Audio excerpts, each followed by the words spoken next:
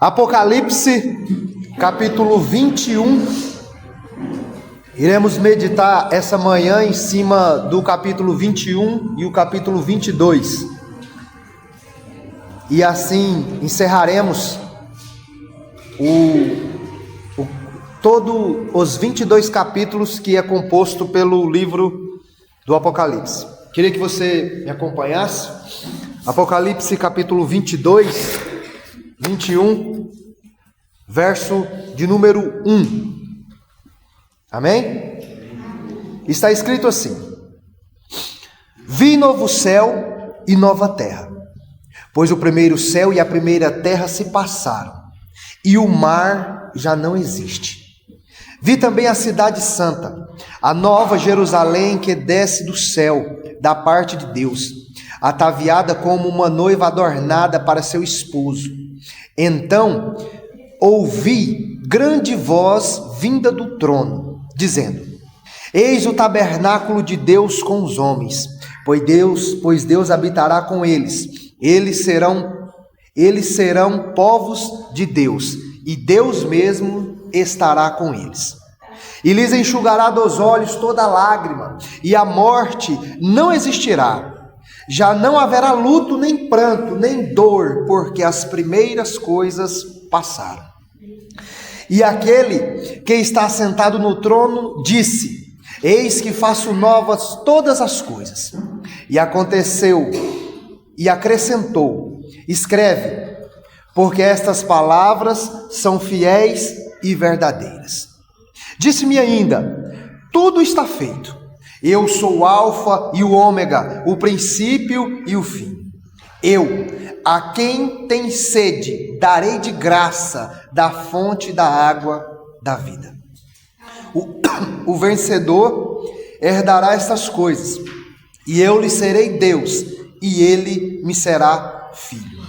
Quanto, porém, aos covardes, aos incrédulos, aos abomináveis, os assassinos, aos impuros, aos feiticeiros, aos idólatras e a todos os mentirosos, a parte que lhes cabe será no lago que arde com fogo e enxofre, a saber, a segunda morte.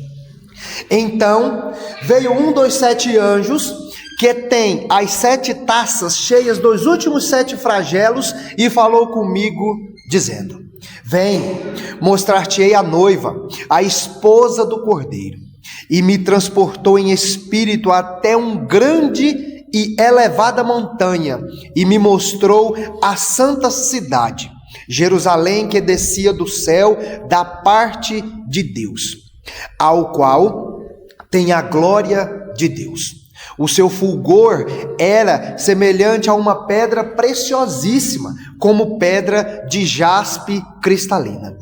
Tinha grande e alta muralha, 12 portas, e junto às portas 12 anjos, e sobre elas nomes escritos, que são os nomes das 12 tribos dos filhos de Israel. 3 portas se achava-se a leste, 3 portas ao norte, ao sul 3 e 3 a oeste. A muralha da cidade tinha 12 fundamentos, e estava sobre estes os 12 nomes dos 12 apóstolos do Cordeiro.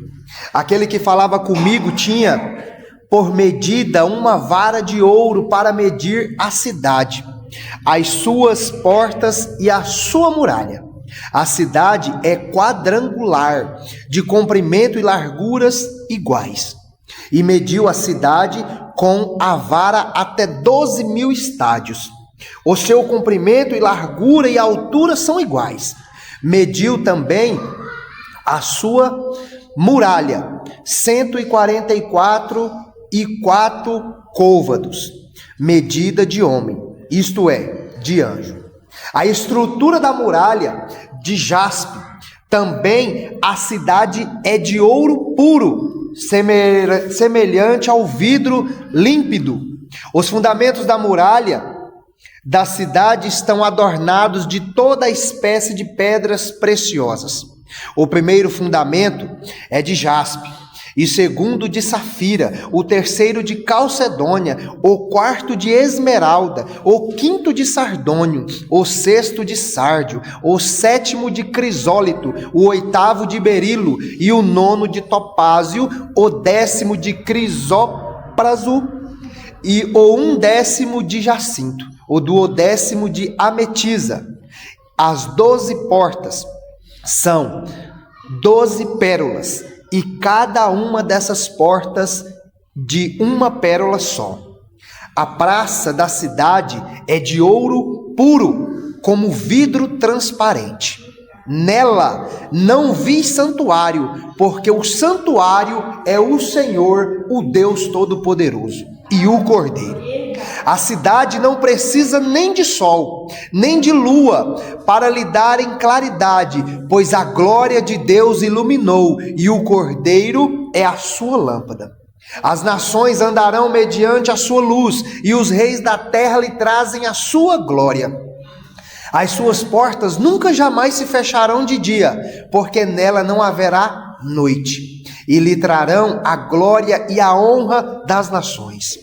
Nela nunca jamais penetrará coisa alguma contaminada, nem o que pratica abominação e mentira, mas somente os escritos no livro da vida do Cordeiro.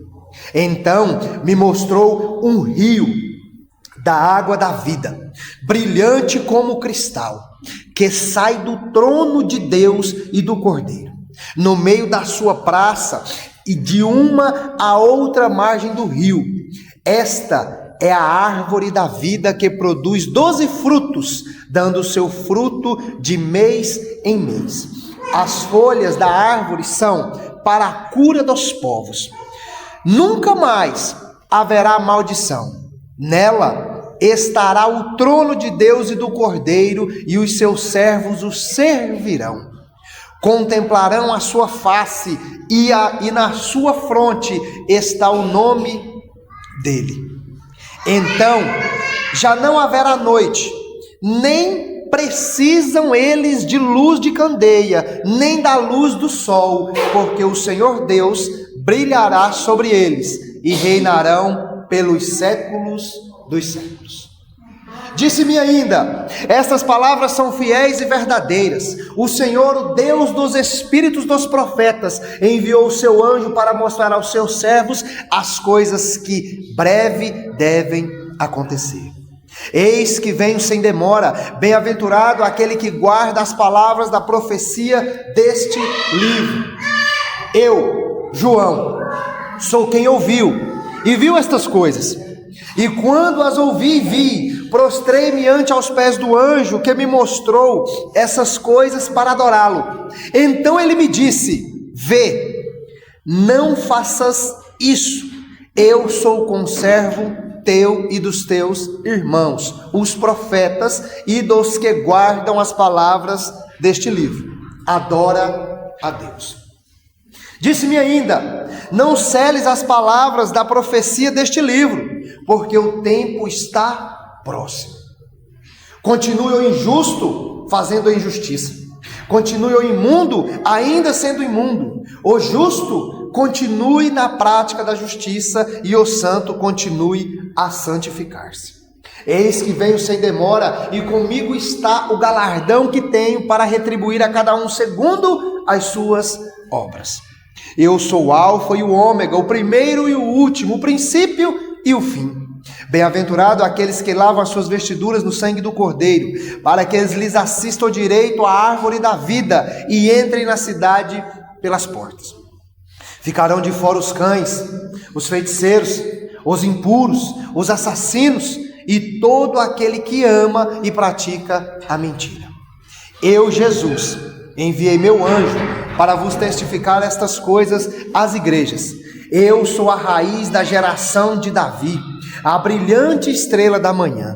O Espírito e a noiva dizem: vem. Aquele que ouve, diga: vem. Aquele que tem sede, venha. E quem quiser, receba de graça da água da vida.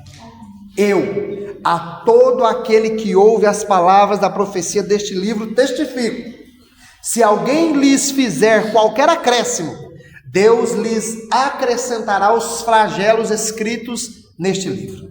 Se alguém tirar qualquer coisa das palavras do livro desta profecia, Deus tirará a sua parte da árvore da vida, da cidade santa e das coisas que se acham escritas neste livro. Aquele que dá testemunhos destas coisas diz: certamente venho sem demora. Amém. Vem, Senhor Jesus. A graça do Senhor Jesus seja com todos. Amém. Amém? Escola Bíblica Dominical. Hoje é 2/8/2026. E a frase do dia é: a antiga verdade que Calvino, Agostinho e o apóstolo Paulo pregaram é a verdade que eu também devo pregar hoje. Do contrário, deixaria de ser fiel à minha consciência e ao meu Deus. Charles Spurgeon. Hoje nós falaremos sobre a eternidade. No capítulo 20, quem esteve no nosso último encontro, vimos que no capítulo 20, o diabo, todo o mal é vencido de uma vez por todas. Nós vimos que o diabo ele fica preso por 1000 anos. Isso é um símbolo para que nós possamos entender que o diabo não tem poder mais de enganar as nações. Nós vimos que o juízo de Deus, aonde aparece o trono branco, aonde todos, estão diante depois desse trono, e abre-se 2 livros, um livro que conta toda a nossa história, todo este momento, está sendo escrito lá agora, e o livro da vida. E nós vimos que o final do capítulo 20, tanto o diabo, quanto o falso profeta, quanto a meretriz, todos foram jogados no lago que arde com fogo, E nós sabemos que esse é descrito na Bíblia como a segunda morte.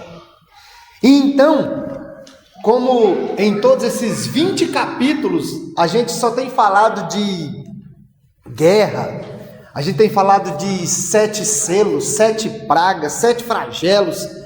Nós temos visto uma mulher montada numa besta, nós temos visto uma prostituta, um dragão vermelho, que persegue. A gente vê que a igreja ela é perseguida de diversas formas. A história ela é sempre contada, 7 vezes no Apocalipse. Narra-se a mesma história 7 vezes de forma diferente. Todas elas narram desde a primeira até a segunda vinda de Cristo. E com toda essa complexidade do Apocalipse, uma coisa nós podemos entender, que a igreja ela é protegida por Deus. Em nenhum momento da história, de todo o livro ou de toda a era, a igreja ela perde. Por quê? Porque Jesus ele é o general que nunca perdeu uma batalha. Ele é o advogado que nunca perdeu uma causa. Então, falando sobre isso tudo, igual nós temos falado no decorrer desses meses, hoje nós falaremos sobre a eternidade. Falar sobre a eternidade tinha pelo menos mudar o nosso conceito de vida. Por exemplo, ter uma expectativa de uma vida eterna tinha que mudar o nosso pensamento financeiramente. O próprio Jesus disse que nós não temos que ajuntar tesouro na terra, porque aqui a traça, a ferrugem, tudo consome. Mas nós temos que ajuntar tesouro no céu. Segundo Jesus, lá não tem ladrão. Lá não tem quem possa roubar, Pensar sobre a eternidade muda o nosso pensamento em meio às dificuldades. Porque se a gente pensa sobre a eternidade, nós lemos aqui a passagem, e a passagem diz que lá não vai mais haver dor, lá não vai mais haver morte. Então, se a gente refletisse sobre a eternidade, a gente estaria muito mais preparado para passar pelas adversidades da vida do que nós estamos hoje. Muitos de nós queremos desistir da vida, desistir de tudo, porque nos falta parar um pouco e refletir que nós estamos aqui de passagem e que em breve, não sabemos o dia, não sabemos a hora, novos céus e nova terra nos esperam. Amém? Queria que você acompanhasse aí no nosso estudo. O tema é a consumação da redenção e a eternidade com Deus. A introdução. O Apocalipse 21 e 22 formam uma única visão da eternidade. Se Apocalipse 20 mostrou o fim do pecado, da morte e de Satanás, o Apocalipse 21 e 22 mostra o estado eterno e os redimidos na presença de Deus. Olha a estrutura que nós iremos meditar essa manhã. A estrutura geral diz o seguinte: novos céus e nova terra. É o que nós vamos ver em Apocalipse 21, de 1 a 8. Nós vamos ver a nova Jerusalém e a noiva do Cordeiro. Nós vamos ver a glória da cidade eterna, o rio e a árvore da vida, a certeza da profecia, a recompensa da vinda de Cristo e o convite final, a graça, a advertência e promessa final, né? Vamos começar. Olha só, Apocalipse 21, de 1 a 8, fala sobre novos céus e nova terra. Leiam comigo o verso 1.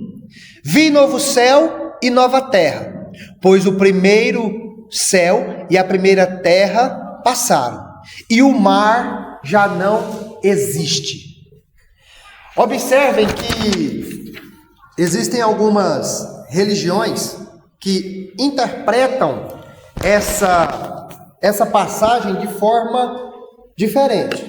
Por exemplo, João aqui, ele está vendo novos céus e nova terra, e vê que o primeiro céu e a primeira terra se passaram, e o mar já não existe.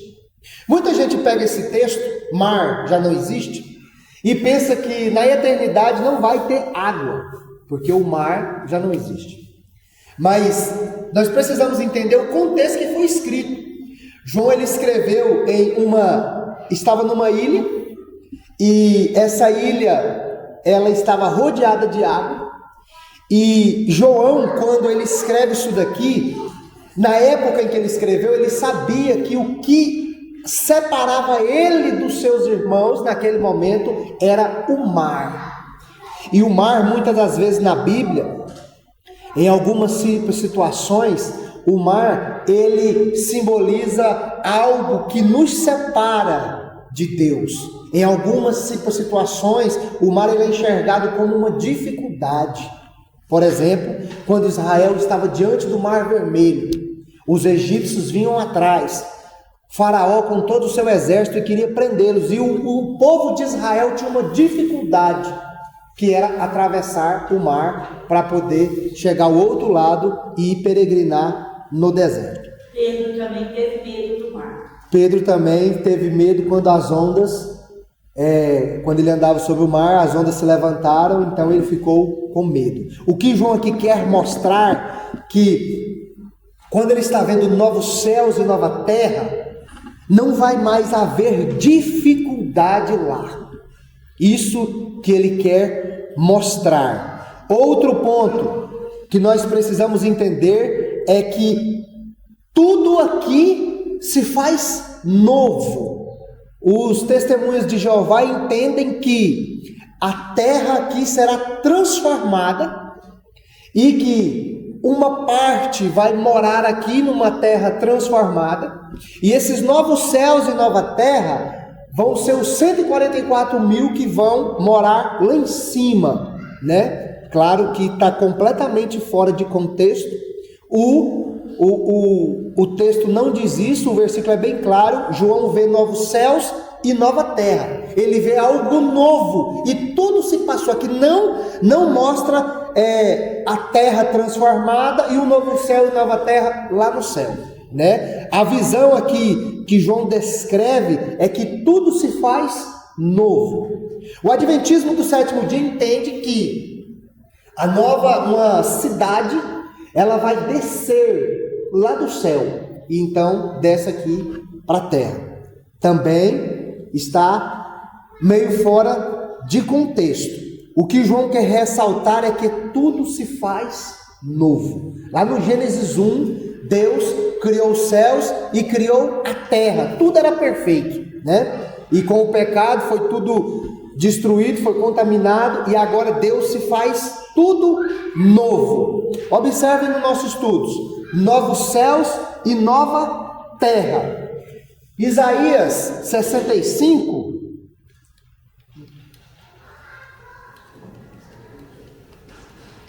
Isaías 65 diz o seguinte: porque como os novos céus e a nova terra que hei de fazer estarão da minha face, diz o Senhor, assim também de estar a nossa posteridade e o nosso nome.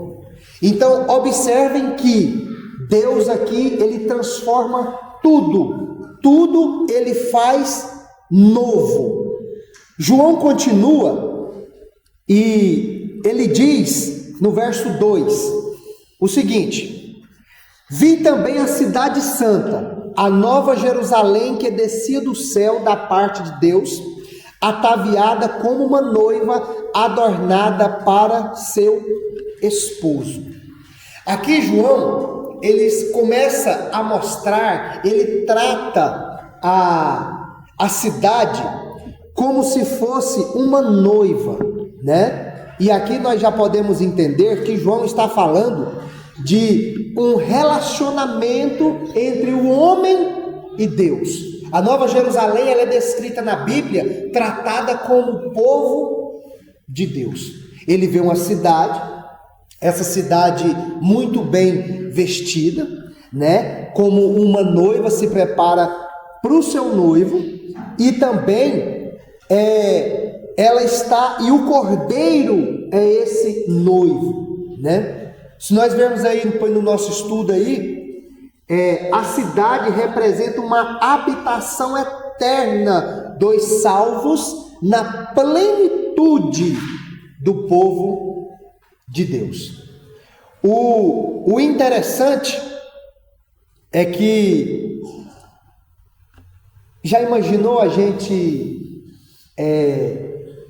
quando você está em um casamento, aquele momento que o noivo está aqui no altar, fica esperando, e a noiva entra, aquele dia do casamento é o dia da noiva, né?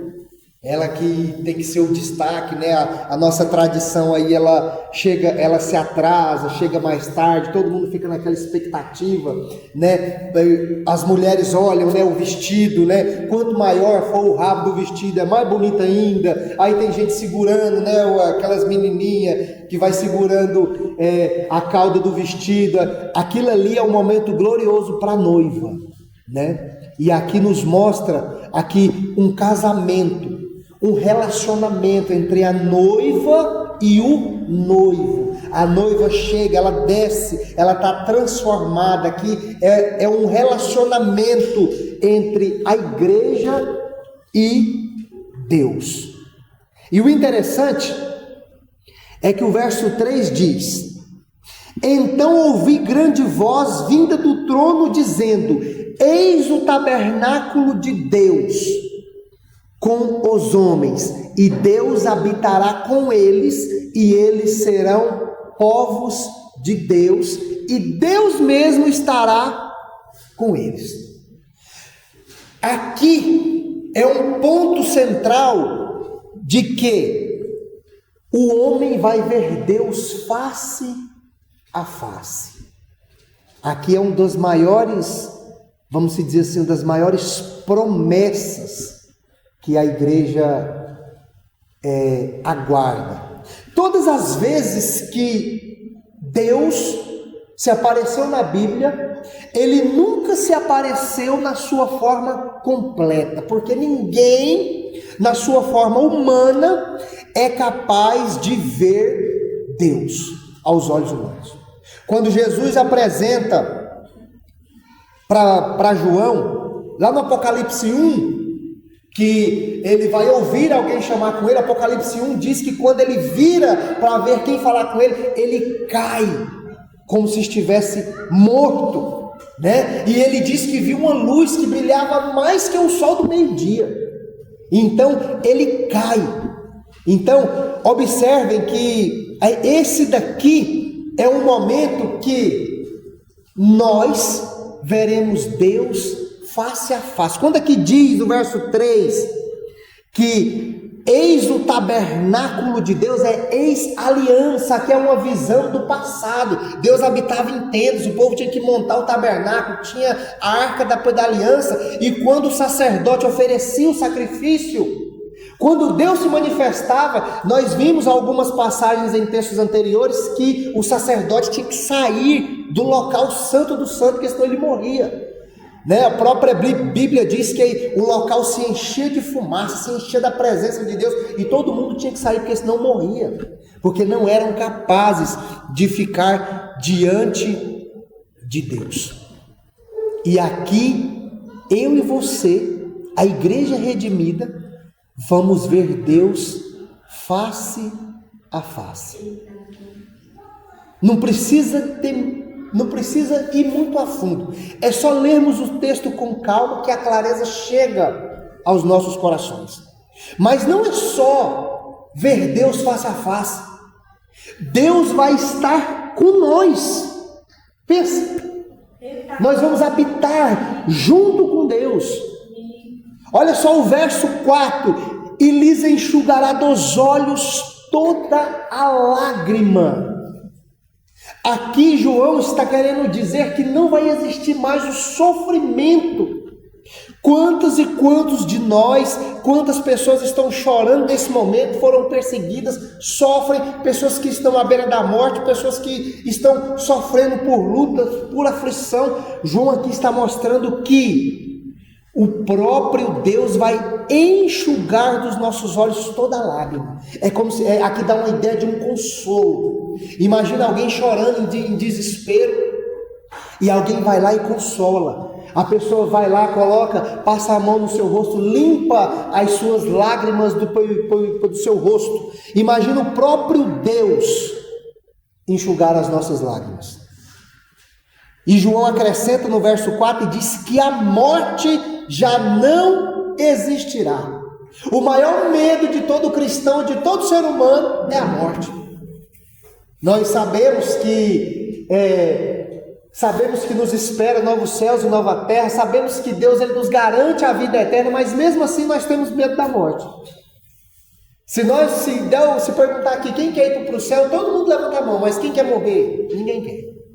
Então aqui João mostra que a morte, aquilo que tanto amedronta o homem nunca se conformará com a morte nessa vida. Aqui João mostra que a morte já não existe mais. Não vai mais haver um velório. Olha só o verso 3. Já não haverá luto, nem pranto, nem dor, porque as primeiras coisas se passaram. Nós sentimos dores, muitos de nós sofrem com diversas doenças, e aqui João está mostrando que na eternidade isso não vai mais existir. Lembra quando eu tenho uma fratura na coluna que eu machuquei há uns anos atrás, e eu sinto dores, né? Lá já não vai mais existir dor, lá não vai mais existir o pranto. O pranto aqui no verso 3 é o desespero. Aquela pessoa que está em desespero, aquela pessoa que está desesperada, sem saber o que fazer. E agora? João aqui está mostrando que a eternidade não vai mais haver nenhum tipo de tristeza.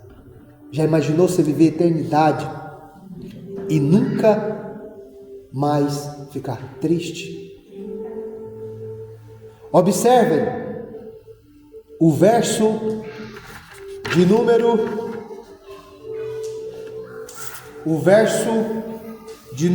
5. Aquele que está sentado no trono disse: eis que faço novas todas as coisas. E acrescentou: escreve, essas palavras são fiéis e verdadeiras. Mais uma vez Deus mostra, através de João, que tudo o que está sendo feito não é por meios de mãos humanas. Aqui mostra mais uma vez que Deus ele está no controle de tudo. Deus, ele está com as rédeas desse mundo, a rédea da nossa vida, ele é quem conduz. E tudo aqui ele se faz novo, e ele ainda se encerra o versículo 5 e diz: estas palavras são fiéis e verdadeiras. Em outras palavras, pode acreditar, pode confiar que o que está escrito vai acontecer. E se tem algo que nós temos grande dificuldade, é em confiar em Deus. Confiar em Deus é muito difícil para todos nós, porque Deus ele caminha por caminhos ao contrário daquilo que nós pensamos que é o certo. A justiça de Deus, a justiça do homem tenta condenar o culpado. A justiça de Deus ela salva o culpado. Enquanto a justiça do homem tenta condenar aquele que merece a condenação, a justiça divina, ela tenta inocentar aquele que merece morrer. Quando Jesus disse para os seus discípulos: vão para outra banda do mar que eu vou orar, como não tinha como Jesus atravessar o outro lado nadando, não tinha outro barco, Jesus vem pelo lado contrário da física, da ciência, e vem andando sobre as águas. Então, eu queria essa manhã dizer a vocês que nós precisamos acreditar, confiar em Deus. Até os grandes homens da Bíblia tiveram dificuldade de confiar em Deus. O próprio rei Davi, o homem segundo o coração de Deus, em um momento da sua vida, ele enumera os seus soldados. Tinha mais de 1 milhão de homens ao seu dispor, e ele deposita toda a sua confiança no seu exército. O próprio Jeremias vai dizer que o que mais nos engana é o nosso coração. E aqui o versículo 5 é bem claro, e diz que nós temos que confiar, porque as palavras de Deus são verdadeiras. A própria Bíblia diz que Deus não é homem para que minta, e nem filho do homem para que se arrependa. Eu minto, nós mentimos, eu falho, eu erro, e todos os dias.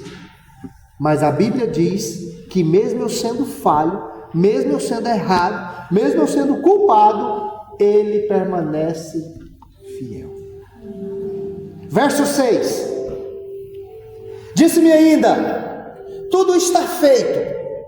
Eu sou o alfa, eu sou o ômega, o princípio e o fim. Eu, a quem tem sede, darei de graça da fonte da água da vida. Aqui é um dos maiores convites que a Bíblia nos mostra.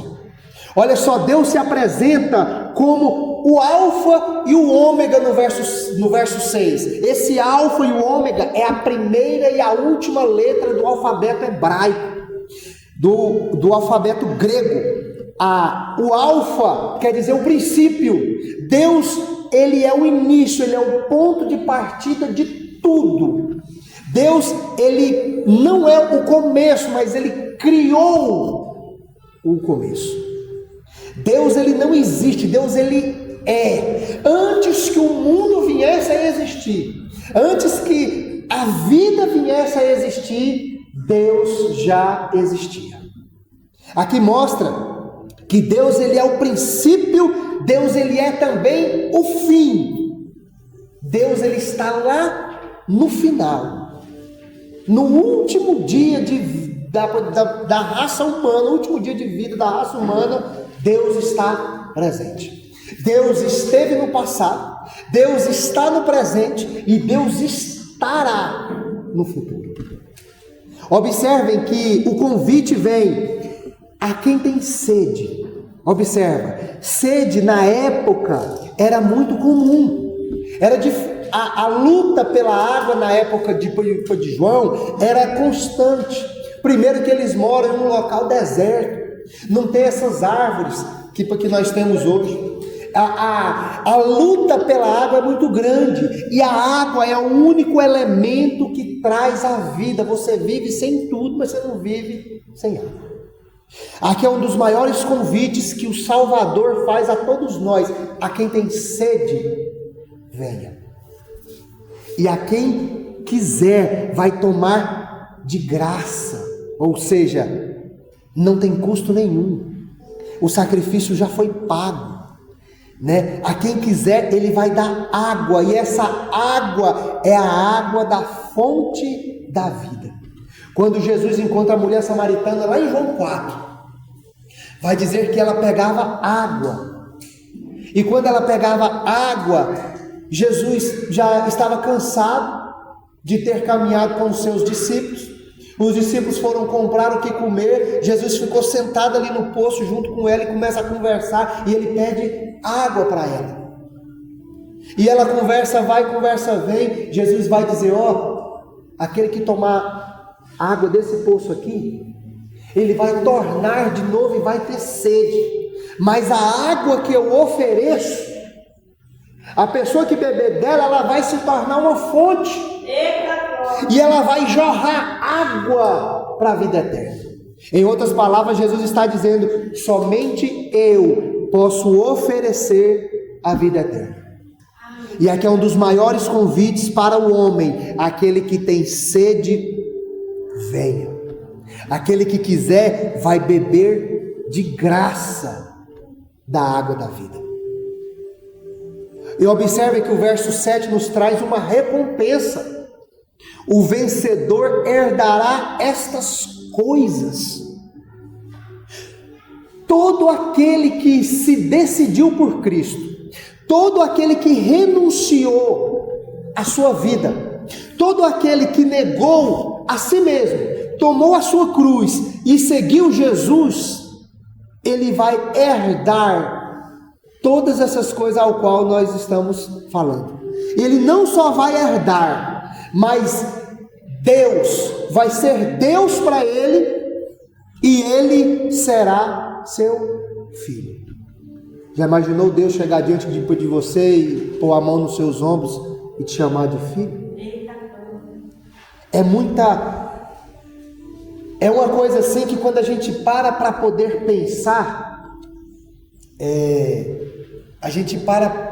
pensar, é muito mérito, é muita honra para nós que não merecemos isso. E o autor da vida, aquele que não precisa de nós, aquele com nós, sem nós ele é Deus, e com nós ele é Deus do mesmo jeito. Imagina ele bater a mão nos nossos ombros e nos chamar de filhos. Eu serei o seu Deus e eles me serão filho. Mas também, da mesma forma que nós temos a promessa de ser chamados filhos, também existe a recompensa para aquele que não quer. Verso de número 8. Quanto aos covardes, aos incrédulos, aos abomináveis, aos assassinos, aos impuros, aos feiticeiros, aos idólatras e todos os mentirosos, a partes que lhes cabe será o lago que arde com fogo e enxofre. Esta é a segunda morte. Eu coloquei um quadro aí no nosso estudo com essas descrições. Observe. Se você olhar aí, tem aí no nosso ponto aí a declaração de Deus, verso de 5 a 8. Olha só. Deus declara: eis que faço novas todas as coisas. Está acima do quadro. Eis que faço novas todas as coisas. Os vencedores herdarão o reino, e os incrédulos permanecerão sobre a condenação. Abaixo aí seguem os termos em grego e os seus significados. João, no verso 8, ele coloca a palavra covarde. Essa covarde em grego quer dizer deilos, e o significado no original é os medrosos. Aqueles que recuam diante da fé por medo ou opressão. Nunca vão herdar o reino dos céus aquele que, mediante as dificuldades, desistem. E a vida com Deus, ela não é fácil. A vida com Deus, ela é difícil. Observem que João ele acrescenta os medrosos, aqueles que com medo, aqueles que recusaram, não, mas aqueles que negaram Jesus diante dos homens, aqueles que em meio à opressão preferiram renunciar sua fé. E aqui existe um grande ponto a se pensar. Imagina aquelas pessoas, se você estivesse na beira da morte, nesse momento. Vamos imaginar que a justiça do Brasil entrasse aqui agora e dissesse que se você não renunciasse à sua fé, você iria morrer. O que faríamos nesse momento? Claro que aqui diante de nós, todo mundo diante de nós aqui vai dizer: não, eu vou até o fim, igual Pedro. Senhor, quando Jesus disse: essa noite eu vou morrer, eu vou ser traído. Não, Senhor, eu estou com o Senhor até o fim. Mas no momento da dificuldade, Pedro negou Jesus 3 vezes. Observem que ele usa a palavra covardes para descrever que aqueles que renunciam, aqueles que negam a fé, nunca vão herdar o reino dos céus. Nunca. De maneira nenhuma. Tem um filme que chama Torturado por Cristo, eu já falei ele aqui algumas vezes, e é muito interessante citar ele de novo, porque tem um momento do filme em que um cristão é pego, e um pai é pego e um filho também, um filho de mais ou menos 14 anos, e eles torturam o filho na frente do pai. Eles batem no menino sem dó na frente do pai, e o pai tinha que falar aonde que estavam os outros cristãos, da onde que vinham as Bíblias, e eles batem no menino com pau e batem sem dó mesmo. E o pai vê naquela cena de olhos abertos, e quando o pai vai renunciar, vai dizer: não, eu vou contar. O menino entra, levanta e diz: não, pai, seja fiel até a morte. O Senhor me ensinou a ser fiel até a morte. Não negue Jesus. Imagina eu e você ver a pessoa que você mais ama ser torturada, para você renunciar à sua fé. Isso aqui é algo que bate nos nossos corações, sabe? Porque a realidade é que nós não temos essa resposta aqui. Nós só vamos ter essa resposta, o que iríamos fazer, só no momento da pressão. Uma vez eu participei de um evento, de uma igreja, e era como se fosse um teatro. Eu passei 3 dias, e aí era tratado como uma igreja perseguida, e eu era esculachado, e o pessoal sabia que eu era da igreja, e aí os líderes, né, tinha uns líderes lá que sabiam, me conheciam, e eles judiavam de mim. Eles me esculachavam no meio do povo, e eles falavam, e eles me humilhavam mesmo assim, mas era tudo encenação, sabe? E aí eu me deparei lá numa cena, lá eles fizeram um tiroteio, e tinha que tentar acalmar, apaziguar a tempestade, e aí o negócio era tão interessante, que tinha alguém que simbolizava o Espírito Santo. Aí naquele momento de desespero, essa pessoa que simbolizava o Espírito Santo, ela ia lá e falava no seu ouvido. E nós nos debatemos lá no momento lá de perseguição, de tiroteio, queria matar todo mundo, e os caras parecem que vai te bater mesmo, sabe? Você fica até com medo, o cara vem com um porrete desse tamanho, você pensa, vai me arrebentar agora. E aí o cara falava assim pra mim, o cara chegou no meu ouvido, eu nunca esqueci. O cara chegou no meu ouvido e falou assim, você tem que fazer alguma coisa, senão vai todo mundo morrer. Sabe o que aconteceu? Minhas pernas parou, travou e eu não sabia o que tinha que fazer, nada, entrei em desespero totalmente. Então, diante da pressão, é só nesse momento que nós vamos saber quem nós realmente somos. Foi nesse evento que eu fui que eu descobri que eu não amava Jesus de verdade. Me deparei com uma cena de luto, em que uma filha estava em desespero por causa da mãe. E o pai, e o cenário era tão interessante que o pai tinha matado a mãe, e o pai estrupava a filha. O que você aconselha para uma pessoa dessa nesse momento? Nesse momento de desespero. Essa pessoa que para ela não tem jeito, e você só vê desespero. O que você faria, velho? Nós estávamos também em um outro cenário em que um menino, um usuário de droga, ia comprar droga, estava no tribunal do crime e iria ser morto, porque devia dinheiro para a boca de fumo, e nós tínhamos dinheiro, e aí o menino ia ser morto, e a nossa missão era fazer com que esse menino não morresse, e justo quanto que o menino devia, era o tanto que nós tínhamos no bolso, e em meio à pressão, nós pagamos a dívida do menino. Aí o traficante virou para nós e falou assim, então vocês compartilham com um crime. Em meio ao desespero, em meio à pressão, a gente saiu totalmente fora do contexto e perdeu o sentido de que nós estávamos contribuindo para o crime. E detalhe, quando a gente pagou a conta, o menino que a gente salvou sumiu. E o traficante lá na hora falou assim, amanhã ele vai estar aqui de novo, comprando droga aqui de nós, e nós vamos vender. Então, essa palavra covarde aqui, medroso, aquele que nega a sua fé por medo, pressão, é uma coisa que tem que cutucar nos nossos corações. Porque a gente falar que vai ser fiel até a morte é muito forte para todos nós. Por mais 30 anos de cristão que seja, por mais que ele conheça a Bíblia de Gênesis a Apocalipse, é algo que tem que nos faz pensar, né?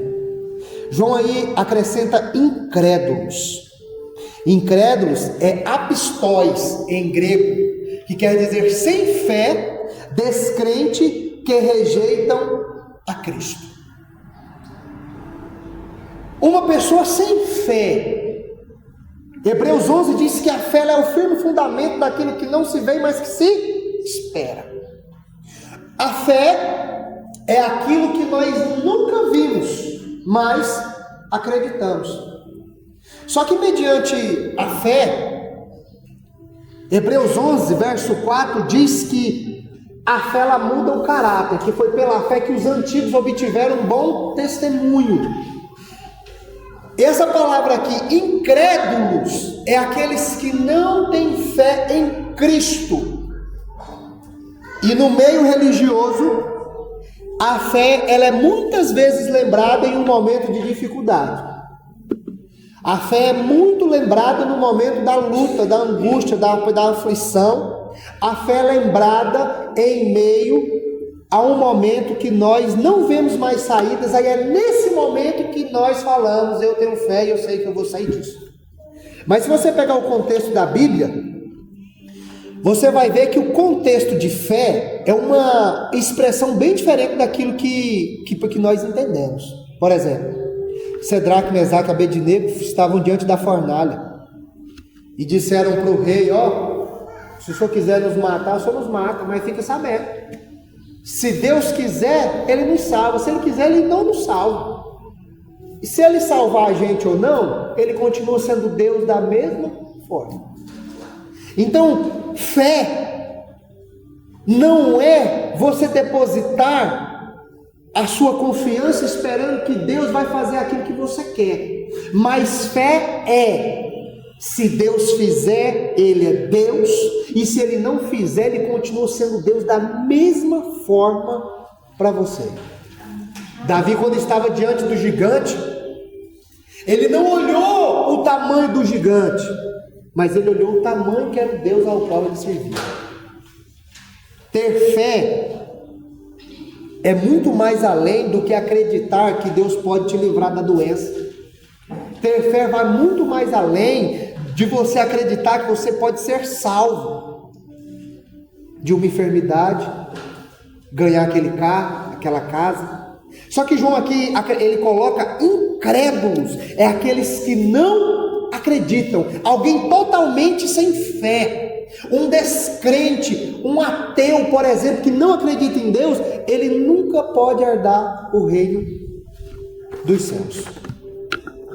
João também, a tradução também, ela vai àqueles que rejeitam a Cristo, aqueles que tiveram a oportunidade, e aqueles que não quiseram. Não, eu não acredito, eu não quero. João aí coloca os abomináveis, que a palavra é muito difícil de dizer, viu? Abedeligenomenos, menóis, que é corrompidos moralmente, praticantes de coisas detestáveis diante a Deus, aqueles que praticam loucuras, abominações, aqueles que moralmente eles não têm moral, eles não têm uma postura normal, eles vivem em coisas detestáveis que odeiam. O que Deus odeia? Deus odeia a mentira, Deus odeia o assassinato, Deus odeia aquele que vive depravado. Ou seja, aqui João mostra aqueles, é como se fosse um demônio que vivem fazendo mal.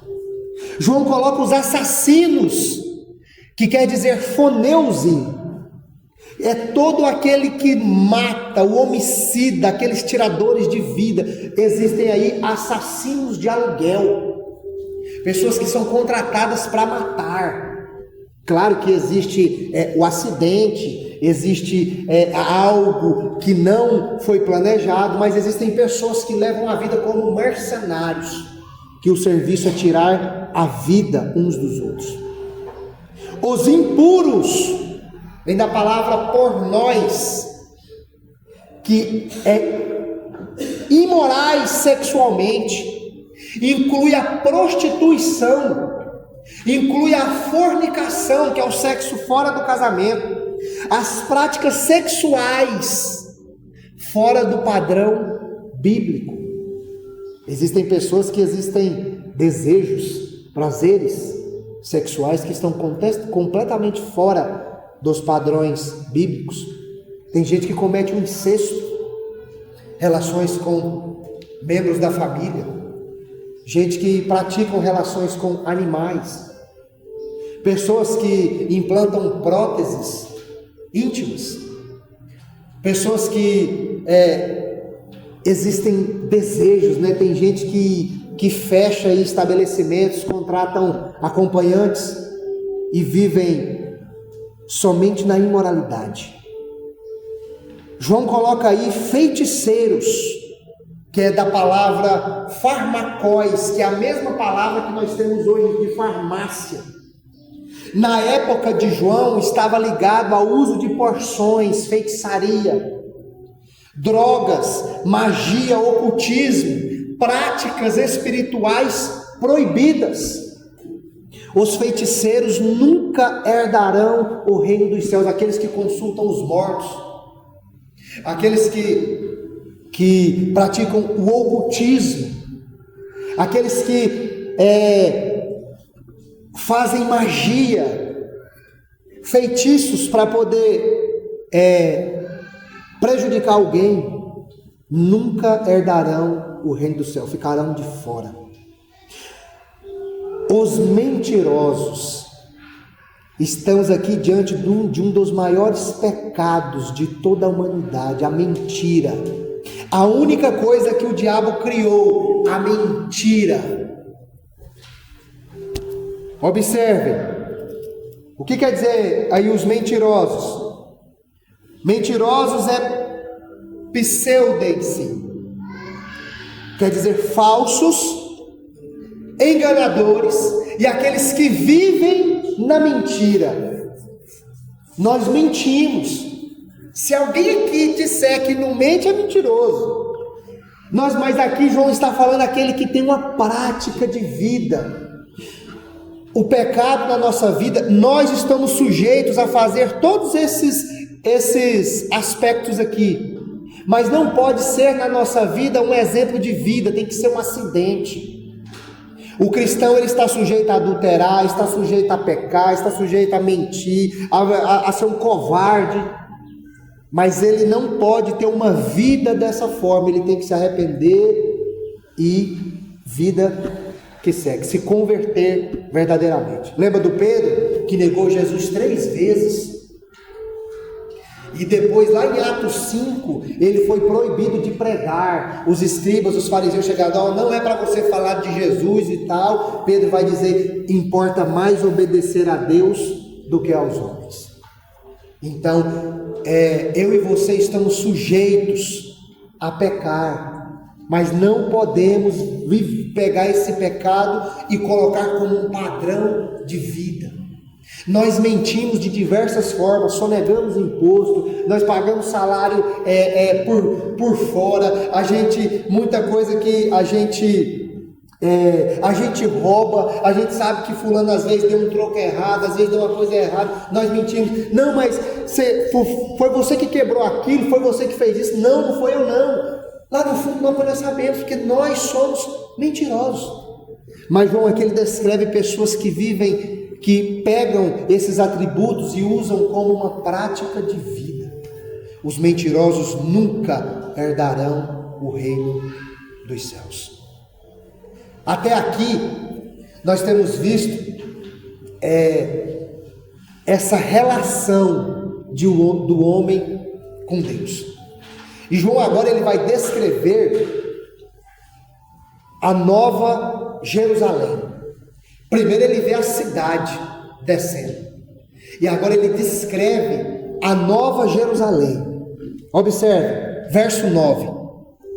Veio um dos 7 anjos, que tem as 7 taças cheias dos últimos 7 flagelos, e falou comigo, dizendo: vem, mostrar-te-ei a noiva, a esposa do Cordeiro. Me transportou em espírito até a grande cidade elevada montanha, e me mostrou a santa cidade, Jerusalém, que descia do céu da parte de Deus, da qual tem a glória de Deus. No nosso estudo aí, a cidade é a noiva redimida, e a noiva representam o mesmo povo redimido. Observem que a cidade ela tem 12 portas. Vamos ver o verso de número 11. Ao qual tem a glória de Deus. O seu fulgor era semelhante a pedra preciosíssimas, como pedra de jaspe cristalino. Aqui João está mostrando que essa pedra de jaspe cristalina é um meio dele mostrar que essa pedra de jaspe é uma beleza. Na época de João é pedras preciosas, e aqui ele quer mostrar a santidade, a beleza dessa cidade. E essa cidade, no verso 12, ela tinha uma grande e alta muralha com 12 portas, e junto às portas 12 anjos, e sobre elas nomes escritos, são os nomes das 12 tribos dos filhos de Israel. Aqui mostra que essa cidade, essas 12 portas, elas representam os 12 apóstolos. Elas representam os 12 filhos de Israel, as 12 tribos de Jacó, as 12 tribos de Israel, os 12 filhos de Jacó. Israel e a igreja aparecem unidos na mesma cidade. No Apocalipse, o jaspe parece associado ao próprio trono de Deus. Mas observa que também tinha uma muralha, no verso 12. E essa muralha, ela significava, se você olhar aí no nosso estudo, essa muralha ela significava segurança, proteção e separação dos inimigos. As portas, elas, no verso 13, elas se achavam 3 para o leste, 3 para o leste, 3 para o norte, 3 para o sul e 3 para o oeste.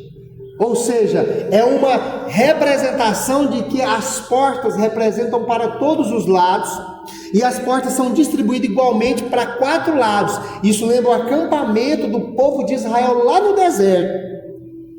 O próprio Deus é o templo e não há mediação. Observem o verso de número 14. A muralha da cidade tinha 12 fundamentos, que estavam sobre estes 12 nomes, e os 12 nomes dos 12 apóstolos.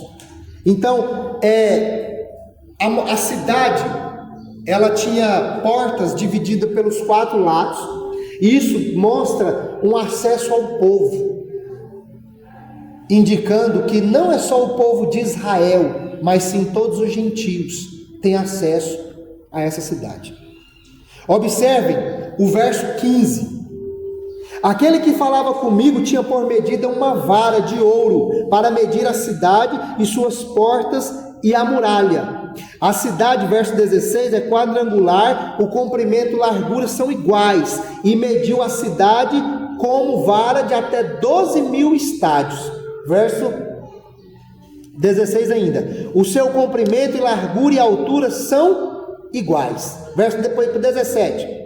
Mediu também a sua muralha de 144 côvados, medida de homem, isto é, de anjo. A estrutura da muralha é de jaspe. Também a cidade é de ouro puro, semelhante ao vidro límpido.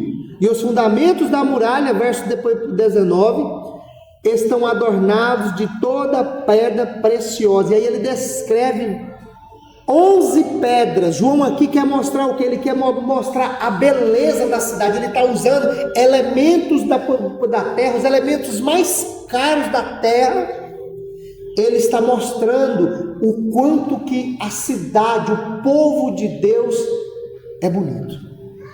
Ele está mostrando algo que os olhos humanos é lindo. Ele descreve no verso 18 que a rua é de ouro. Imagina você caminhar numa rua de ouro. Imagina. Ele descreve que todos os fundamentos, esses muros, não são feitos de tijolos, mas são feitos de pedras preciosas. Observem comigo o verso 22. Nela eu não vi santuário, porque o seu santuário é o Senhor Deus Todo-Poderoso e ao Cordeiro. Ou seja, João está mostrando aqui que mais uma vez Deus vai estar conosco no meio da cidade. Lá não vai ter uma igreja, por exemplo, uma igreja imensa ao qual nós vamos estar. Lá não vai precisar de um santuário, porque Deus e o Cordeiro estarão conosco.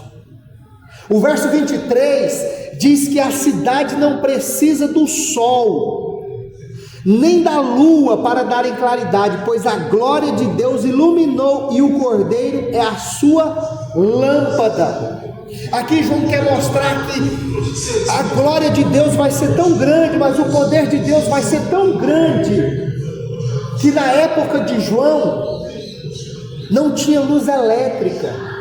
Olha só como é interessante. Eles usavam uma lamparina, uma candeia, né? Em algumas versões da Bíblia, nós temos as parábolas das 10 virgens, né? Onde todas elas tinham lamparinas, né? Ali elas tinham que ficar com as lamparinas acesas até o noivo chegar. Aqui João está mostrando que o problema da claridade, da escuridão, não vai ter esse problema lá mais, porque a glória de Deus vai iluminar a cidade. O verso de número 24 vai dizer que as nações andarão mediante a sua luz, e os reis da terra lhe trazem glória. Aqui João quer mostrar que o povo, ele vai estar diante de Deus, e Deus vai conduzi-los pela sua luz, e o povo vai render glória a Deus. Aqui João quer mostrar que Deus vai ser adorado verdadeiramente na Nova Jerusalém. Eu sei que existem dias que o culto parece ser fervoroso, tem dias que o culto parece ser gelado, né, frio, mas nesse versículo 24 aqui nos mostra um culto verdadeiro.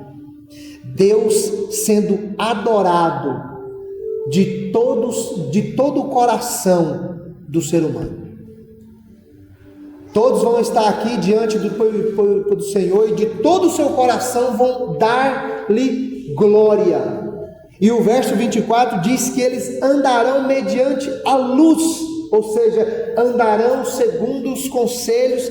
Deus é quem vai conduzir esse povo. O verso 25 diz: as suas portas nunca mais se fecharão de dia, porque nela não haverá noite, e lhe trarão glória, honra das nações. Nela, verso 27, nunca jamais penetrará coisa alguma contaminada, nem o que pratica abominação, mentira, mas somente os escritos no livro do Cordeiro. Aqui João quer mostrar que a eternidade vai ser santa. Lá não vai mais existir um mentiroso, lá não vai mais existir alguém que engana. A eternidade vai ser santidade. O capítulo 22, ele continua e ele diz: me mostrou um rio da água da vida, brilhante como cristal, que sai do trono de Deus e o Cordeiro. Observa que esse rio da água da vida, ele sai direto do trono, ou seja, é uma obra redentora de Cristo que remove completamente a maldição. Como eu disse a vocês que a água era um grande problema naquela época, aqui João quer mostrar que somente a vida eterna sai do trono de Deus. O próprio Jesus disse: eu sou o caminho, a verdade e a vida. Quando Jesus prega diante do povo e ele pergunta aos seus discípulos, ele começa a pregar e o povo acha ruim e vai embora. Jesus chega aos seus discípulos e diz: se vocês quiserem ir embora também, vocês podem ir. Pedro vai dizer: Senhor, para onde nós iremos? Só o Senhor tem palavras de vida eterna. A eternidade aqui, a essência da vida é somente em Deus. Isso aqui nos mostra que não existem outros meios para alcançar a eternidade. A eternidade só pode ser encontrada somente em Deus. Observe o verso 2. No meio da sua praça, de uma a outra margem do rio, está a árvore da vida, que produz 12 frutos, dando o seu fruto de mês a mês, e as folhas para a cura das nações. Aqui existe um grande debate sobre essa numeração, de 12 em 12 meses. que as suas folhas servem para a cura das nações. Alguns entendem que vai realmente haver uma árvore e que de tempos em tempos ela vai dar frutos, e que o povo vem, come desse fruto e então vai vivendo eternamente. Mas o que o texto quer mostrar, o que o versículo quer mostrar é que a árvore da vida, ela vai nos dar a vida eterna. Estaremos aqui igual Deus fez lá no Éden, né? Lá no Éden Deus colocou a árvore lá no meio do jardim, e então quando o homem pecou, quando Adão pecou, Deus falou assim: vamos selar a entrada para a árvore da vida, senão o homem vai comer e vai se tornar eterno, e então será como um de nós. Aqui o versículo nos mostra que essa árvore da vida, que é muito falada, ela vai ser a cura para toda a humanidade. Estamos diante aqui de uma humanidade restaurada. Tudo aquilo que o homem pecou, todo o pecado que entrou na humanidade através do homem, é que Deus está redimindo, transformando tudo. O verso 3: nunca mais haverá qualquer tipo de maldição. Nela estará o trono de Deus e o Cordeiro, e os seus servos o servirão. E aqui existe um grande erro nosso. Muita gente pensa que lá no céu nós vamos ficar sentados em uma nuvem e vamos ficar tocando uma harpa, né? Tem gente que pensa que vai virar anjo, que vai ficar tocando harpa, essas coisas e tal. Mas esse versículo nos mostra que nós iremos servir o nosso Deus. O céu será monótono. O céu não será mecânico. Lá você não vai ficar de boa, sem fazer nada, olhando só para o céu, não. Lá nós iremos servir o nosso Deus. E detalhe: todos esses que estiverem aqui terão prazer em fazer isso.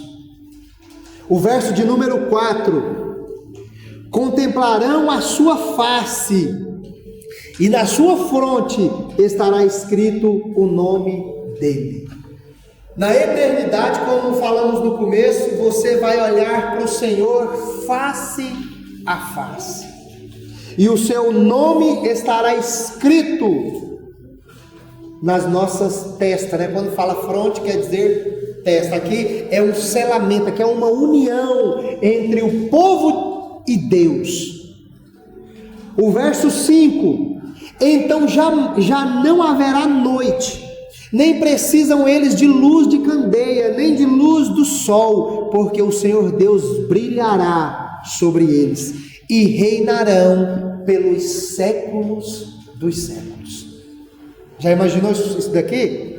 A gente não tem uma ideia do que é a eternidade, né? A gente imagina você viver isso daqui tudo pelos séculos dos séculos. Imagina você ver o Senhor face a face pelos séculos dos séculos. Você servir o Senhor face a face por toda a eternidade. Nunca mais você vai se preocupar com a morte. Nunca mais você vai se preocupar com ter que levantar amanhã, que é segunda, para trabalhar. Mas nós estaremos com o Senhor pela eternidade. Tudo aqui se faz novo. Nós iremos compartilhar a eternidade e a vitória junto com o Senhor. O verso de número 6, ele começa a deixar-nos mais espertos. Olha só. O verso 6 diz: disse-me ainda, essas palavras são fiéis e verdadeiras. O Senhor, o Deus dos Espíritos dos profetas, enviou o seu anjo para mostrar aos seus servos essas coisas que em breve devem acontecer. E o que João está querendo dizer aqui não é somente sobre o Apocalipse 21 e 22, mas tudo o que aconteceu desde o Apocalipse 1 até agora.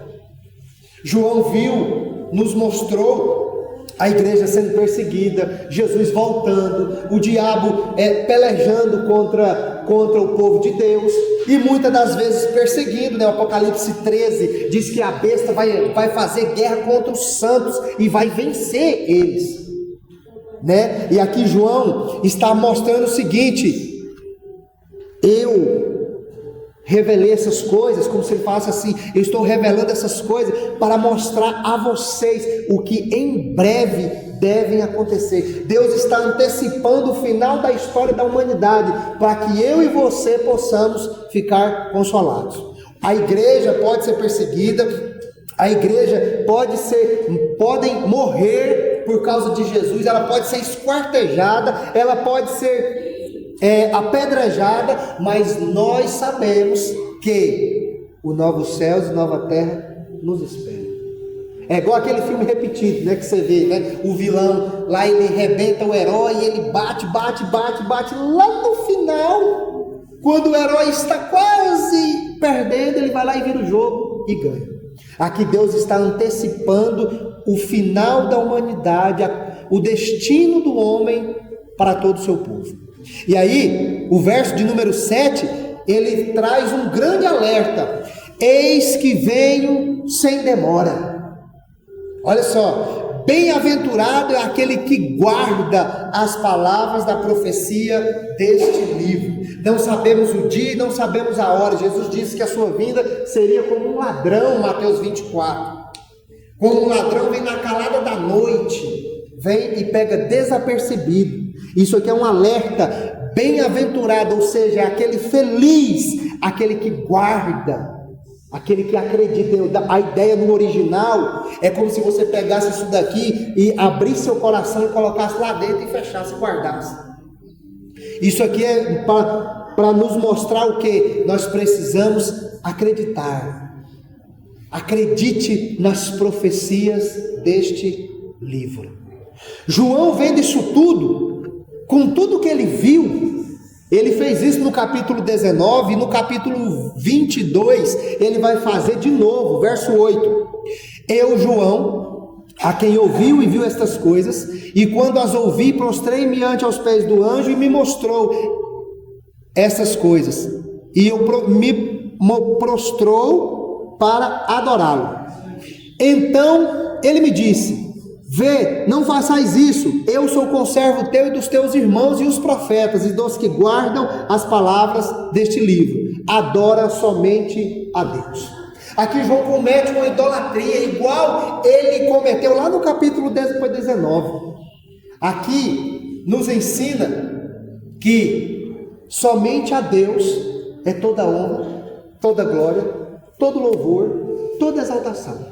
A Bíblia diz que toda língua confessará, e todo joelho se dobrará diante do Senhor Jesus.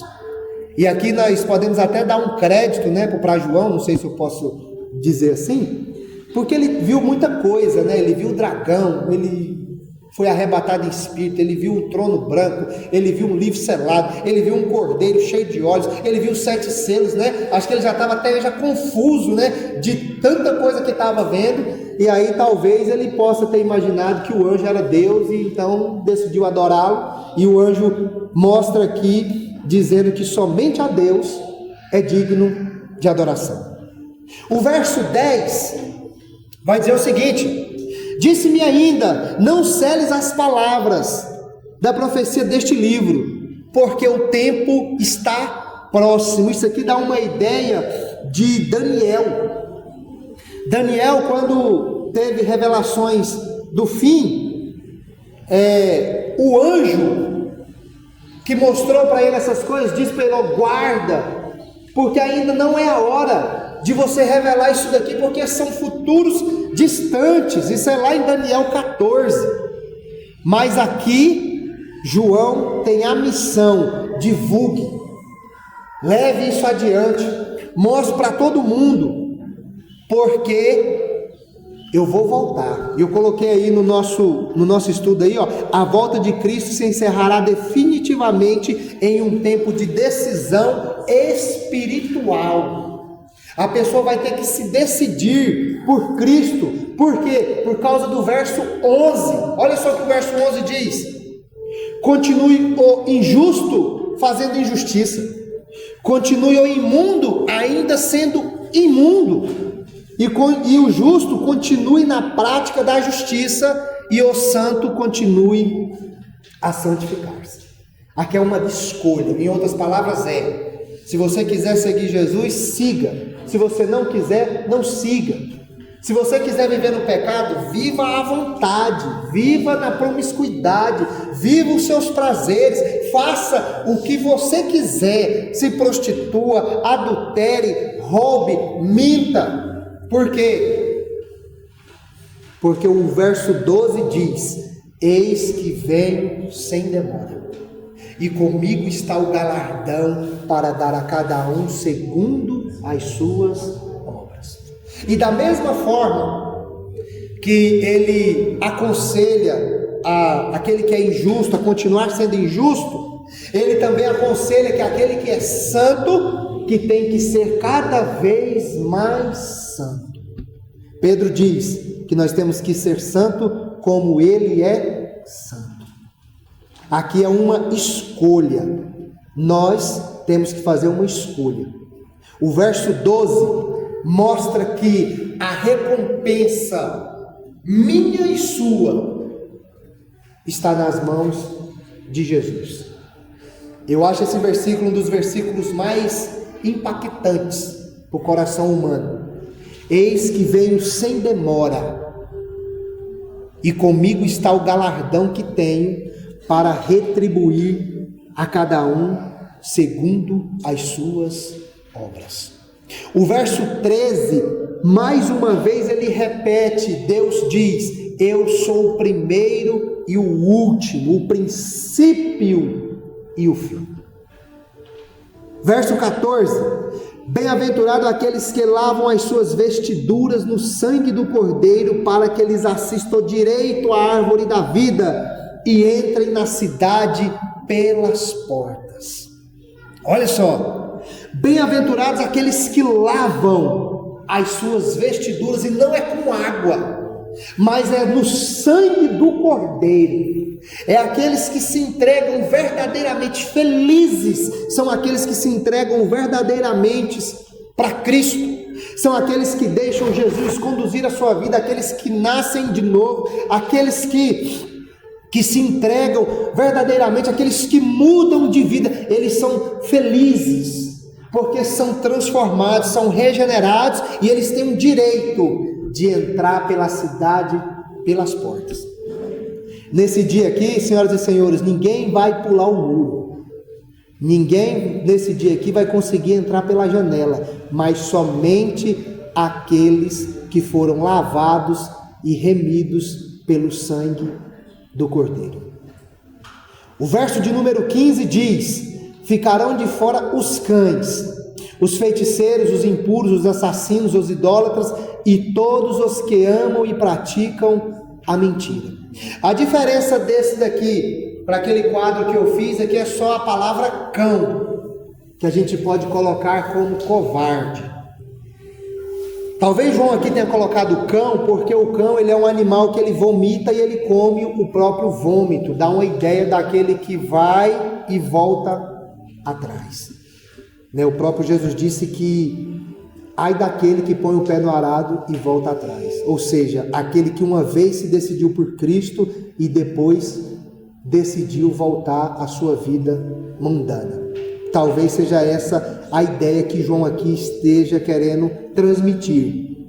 Também os feiticeiros, os impuros, os assassinos, os idólatras e todo aquele que ama e pratica a mentira nunca herdarão o reino dos céus.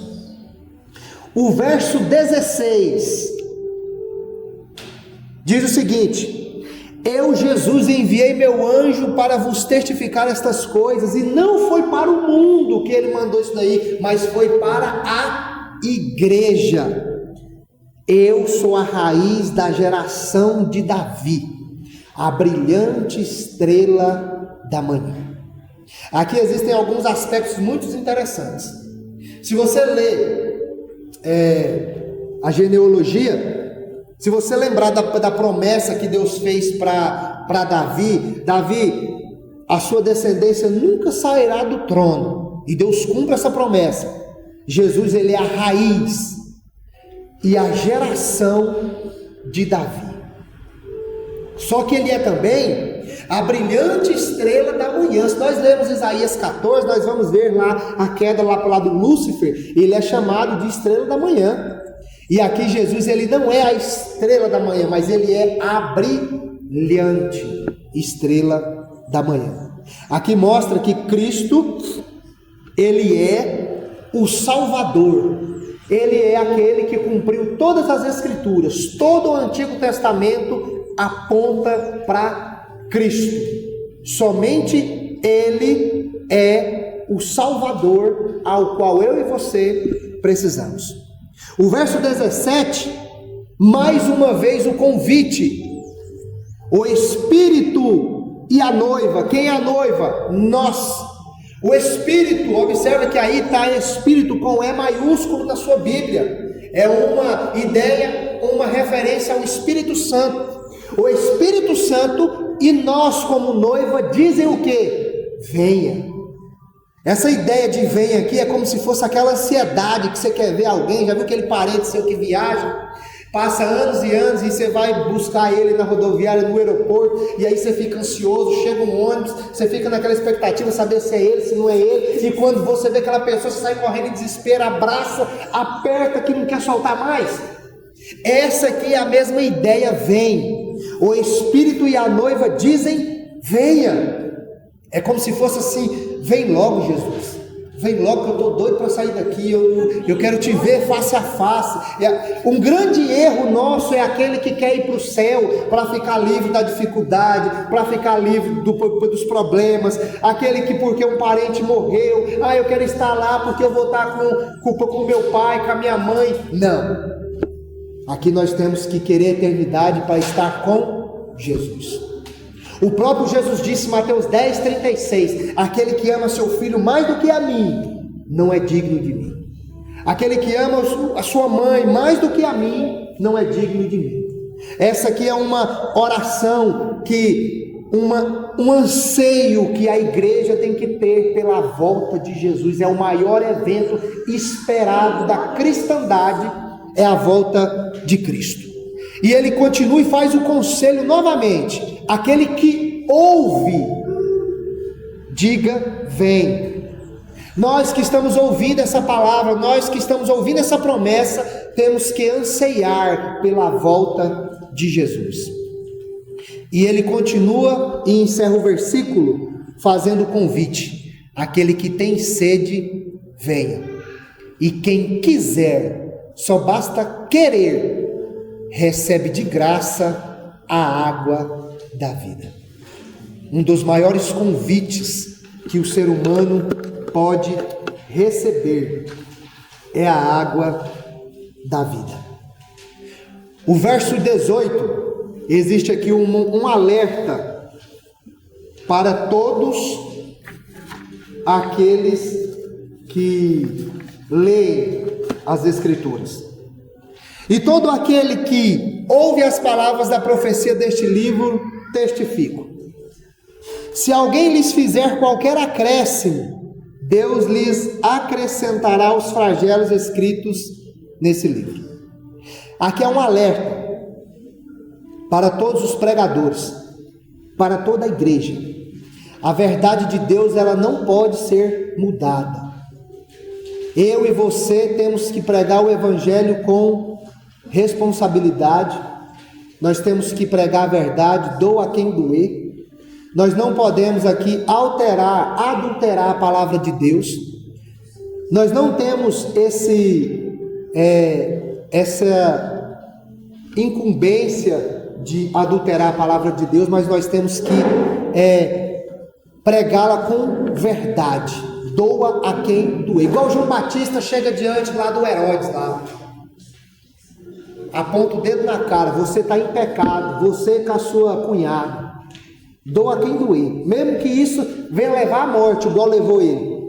Nós temos que ser fiel com as Escrituras. Mas não é só acrescentar, mas também tirar. Verso 19: se alguém tirar qualquer coisa das palavras deste livro, desta profecia, Deus tirará a parte da árvore da vida e da cidade santa e das coisas que se acham escritas neste livro.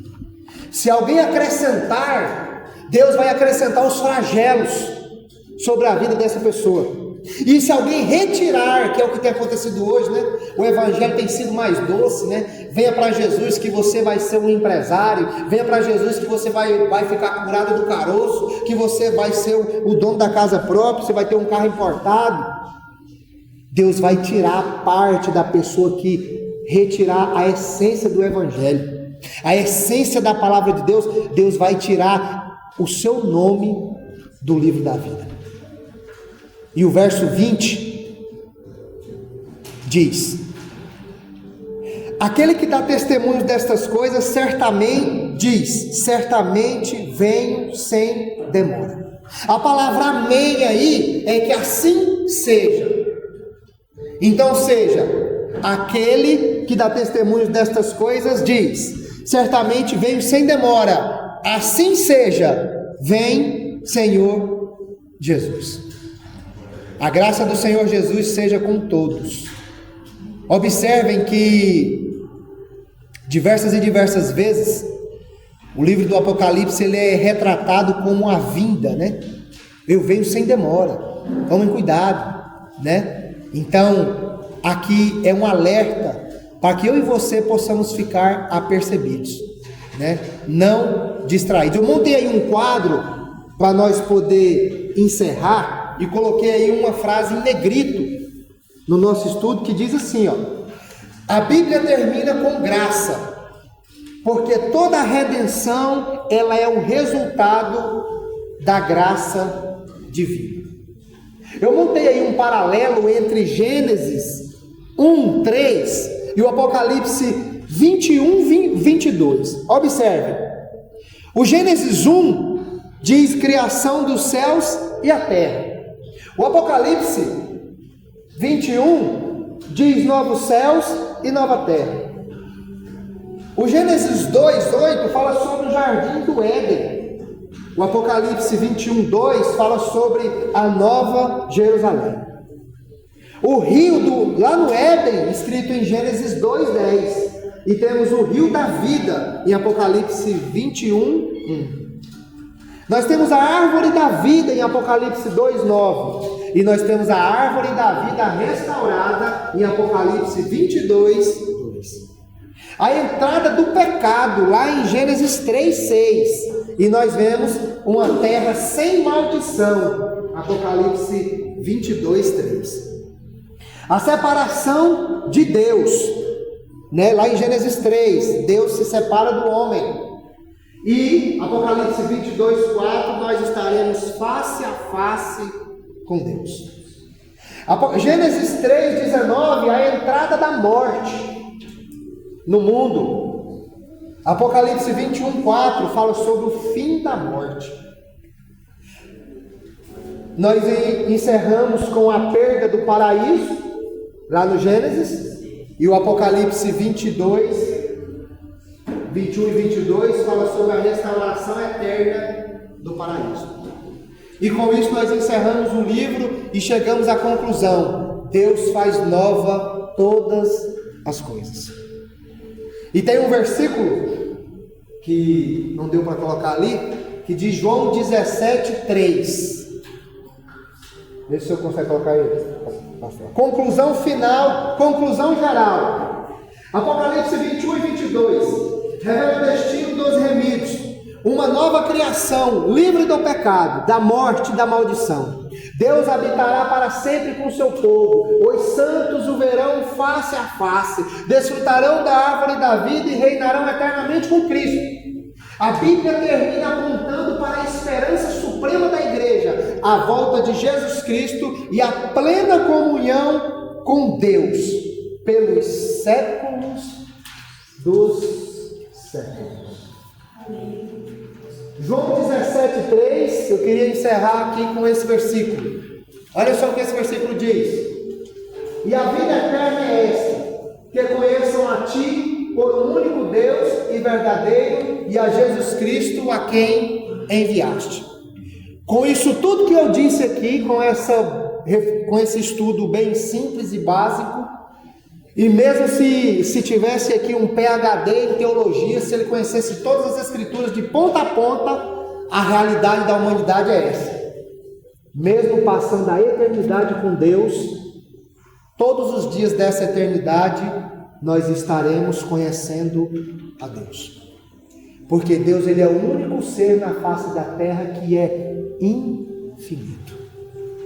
Que nós possamos, essa manhã, entender que hoje nós meditamos em as palavras mais importantes da nossa vida. Aonde que nós queremos passar a eternidade? Só existem 2 lugares aonde eu e você possamos passar a eternidade. Amém?